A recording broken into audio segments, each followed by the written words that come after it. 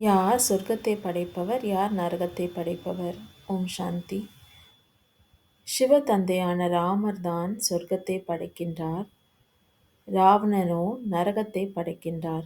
ராவணன் என்பது 10 தலை விகாரங்களாக இருப்பதுதான் ராவணன் என்று சொல்லப்படுகின்றது. ஆனால் ராவணனை வருடாந்தூரம் அவர்கள் எரிக்கின்றார்கள். ஆனால் எதற்கு என்பதை அவர்கள் புரிந்து கொள்ளவில்லை.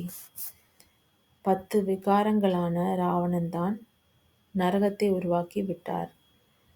ஆகையால்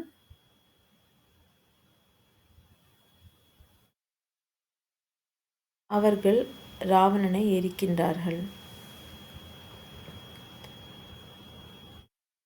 கட்டுக்கதைகள் கூட சொல்லப்படுகின்றது.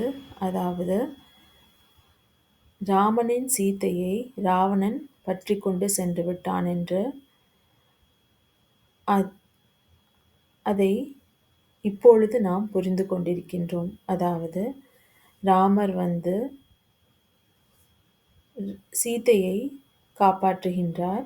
ராவணனோ 10 தலை விகாரங்களான ராவணனோ சீதையை பற்றி கொண்டான் என்று. ஆகையால் நாம் அனைவரும் சீதைகள். இப்போது ராவணனின் சிறையில் அகப்பட்டு விட்டோம்.